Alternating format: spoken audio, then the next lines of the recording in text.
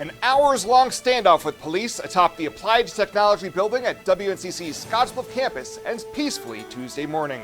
KNEB.TV News starts right now. From your trusted source for news in western Nebraska and eastern Wyoming, this is KNEB.TV News. Presented by Platte Valley Companies, premier provider of financial services. Hello, I'm Ryan Murphy. This is KNEB.TV News, powered by Platte Valley Companies. Thanks for joining me. In our top story, it was a long, tense morning for first responders as a reported armed individual engaged in an hours-long standoff with police in Scottsbluff. Around 5 a.m., 29-year-old Juan de la Cruz had climbed onto the roof of the Applied Technology building at WNCC's Scottsbluff campus. He had posted a series of Facebook Live videos engaging with police, were offering him help to de-escalate the situation. In the second video, he said he just wanted something to eat, drink, and to see his kids. Now by 7 a.m., officers from the Scottsbluff Police Department, Gering Police Department, and the Scottsbluff County Sheriff's Department had arrived on scene, securing the perimeter of the area, and had guns drawn. Throughout the standoff, drones were sent to the roof to communicate with De La Cruz. More law enforcement officers, including help from the Nebraska State Patrol, continued to arrive on scene throughout the ordeal. At around 8:45, a ladder was utilized by officers to climb to the roof, where De La Cruz was apprehended and taken into custody. Authorities on scene told KNEB News that they believed there were no injuries involved by anyone involved in today's response, and it was unconfirmed if a weapon was recovered. Juan de la Cruz is already set to be sentenced next month on a conviction of terroristic threats stemming from a 2025 altercation that reportedly had him pulling a gun on his child's mother. More information will be released in the coming days on fresh charges for de la Cruz and a more detailed narrative on what transpired Tuesday morning. Well, a 56-year-old Scottsbluff man caught with drugs and weapons following a February traffic stop has struck a plea deal to avoid standing trial. Corey Richter was pulled over for speeding on 27th Street and ended up fleeing on foot after officers had him step out of the vehicle. Last month in district court, he pled no contest to a Class 3 felony charge of possession of a deadly weapon by a prohibited person and guilty to a misdemeanor charge of resisting arrest. He'll be back in court August 10th for sentencing. And there will be no jail time for a Terrytown man accused of strangling a child in late 2025. In December, police responded to the home of 51-year-old John Bernacki after receiving a report of child abuse. Court documents say that a child knocked over Bernacki after running into him, but he retaliated by putting his hands around the child's throat tight enough to restrict breathing. In May, the charge, assault by strangulation or suffocation, was dismissed after he pled no contest to a Class 3A felony charge of intentional child abuse. Last Thursday, Judge Leo Dobrovolny sentenced Bernacki to 18 months of probation. We'll have more news right after this. Looking for free instead of fees? Platte Valley Bank can help you keep your finances moving forward with no ATM fees. Whether you're headed to the lake, the mountains, or just to the grocery store, you can enjoy the freedom of free ATM access anywhere, anytime. Platte Valley Bank. You belong here.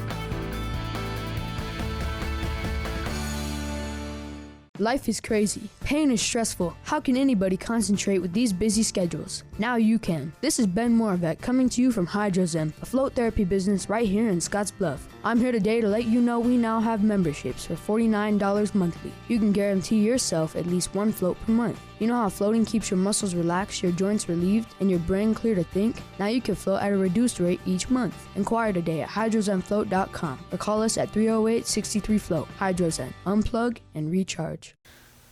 Welcome back. The Nebraska Veterans Cemetery at Alliance has earned national recognition for the care it provides to veterans and their families. During a ceremony earlier this month, National Cemetery Administration Veterans Cemetery Grants Program Director James Earp presented the cemetery with the agency's Stewardship Award, recognizing outstanding performance during a federal compliance review.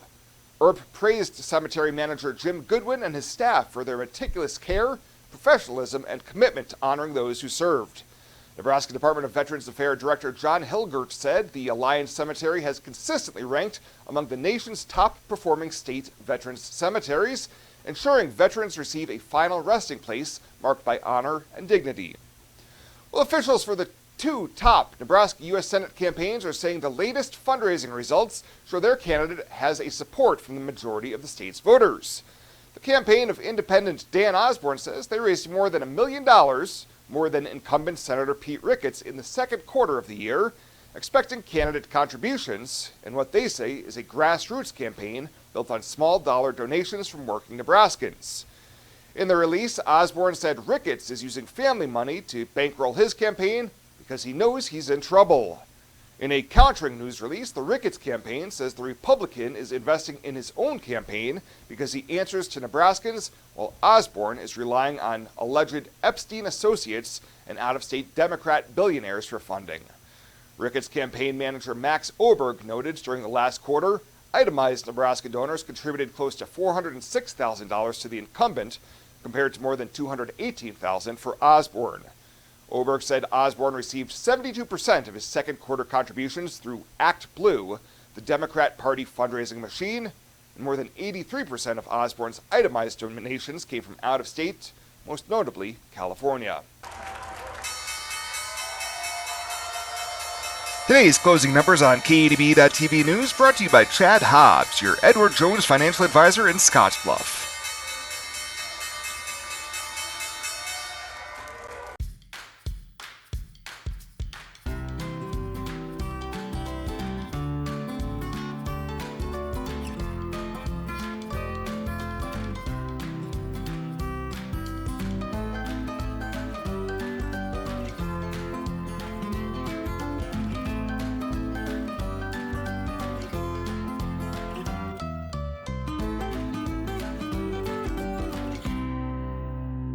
I imagined retirement in a place where we could enjoy our golden years, where adventure and friendship are the only items on the schedule. The Garden Homes at Northfield gives us the luxury we planned for and peace of mind when it comes to convenience, safety, and comfort. We never have to stop and think about the day-to-day upkeep. We love to explore abroad, but most importantly in our backyard. So much to do, so much to see. Here at Northfield, we get the protection of life care, incredible tax benefits, and secured rates for aging services. It's peaceful, knowing that if our needs change, we'll be taken care of. And most importantly, that our kids will never have to make any tough decisions. There never seemed to be enough time to do all the things we wanted. Now we get to focus our energy on enjoying what this community has to offer. At the Garden Homes, life is ours again. A place we had dreamed about. A chance to focus on us.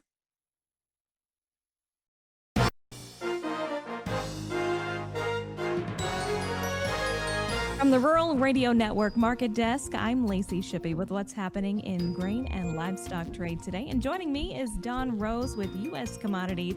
And Don, we're seeing a pullback in the grains here today. Is this just a little bit of correction out there in the markets?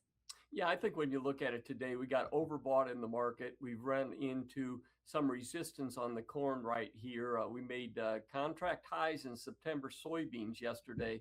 So that's a bullish sign. So we're getting just a little bit of a technical break. Fundamentals, a bull needs to be fed every day, every week.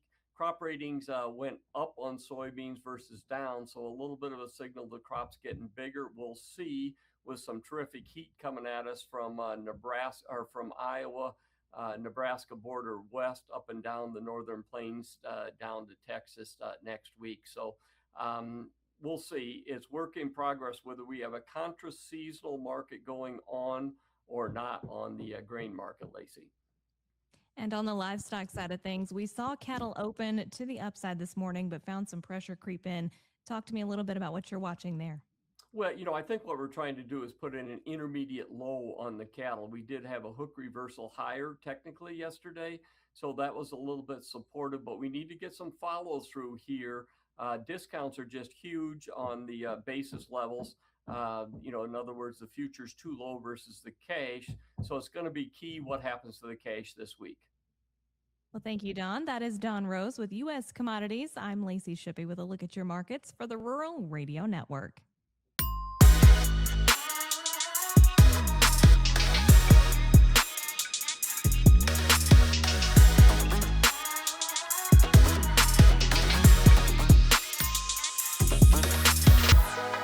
Santa came early. Renewal by Anderson's incredible Christmas in July event is so great, even Santa's shocked at the savings. Get 20% off plus no money down, no interest, and no payments for 18 months. Pay nothing until 2028. Renewals Acclaim and Ensemble lines are the best of the best. Santa's not waiting till December to get new windows and doors. Neither should you. Call today or visit rbawyoming.com to book your free estimate.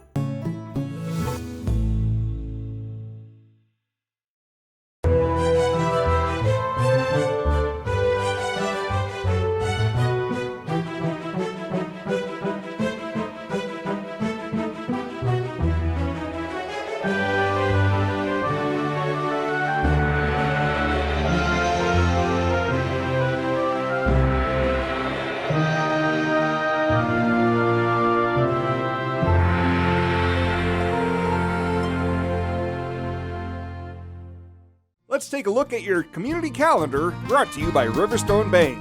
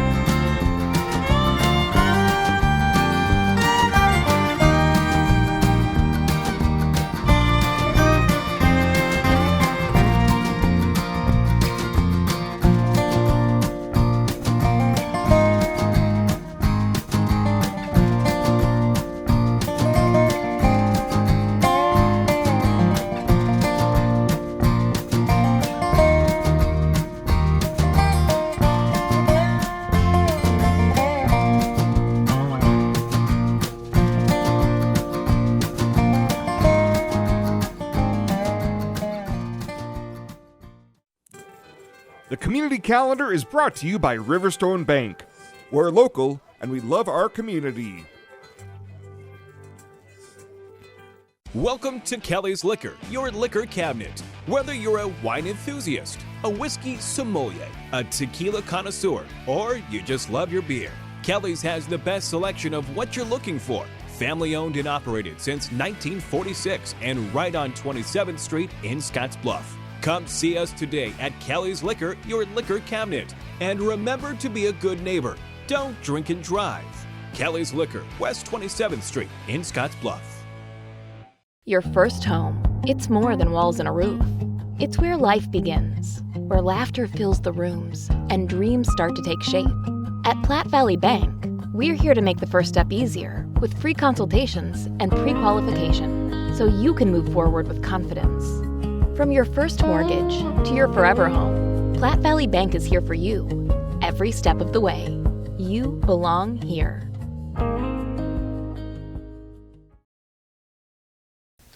And finally tonight, Riverside Discovery Center staff, patrons, and supporters celebrated a new addition over the weekend. A ribbon was cut for the official unveiling of a sculpture of Amy, a 12-foot-tall metal giraffe eating from the Tree of Life created by Gary Underwood, located near the entrance to the Scottsbluff Zoo. RDC Director Kai Hodgson thanked Underwood and supporter Amy Westfall for spearheading the effort. I think in terms of zoos across the nation, I really struggle to believe that there's any zoo pound for pound that has got as much community support as this zoo does. We're the second oldest zoo in Nebraska, and we've been around for 75 years for a reason. It's because of the community support, and this is just another instance where you can see that, and the community has come together to make it happen, and will continue to come together and make it grow and add some names over the years. And so we're really excited to see that happen. All of the material and labor for the project was donated, with the exception of a few large rocks that had been previously purchased by the zoo. The artwork is also a fundraiser, as memorial plaques are being sold that will be attached to the metal tree to help fund future RDC projects and acquisitions. Those can be purchased for $25 for a single name or $50 for a family name through the RDC gift shop or by contacting Amy Westfall. Well, that does it for us this time. Thank you so much for tuning in. Stay safe out there. We'll see you here next time.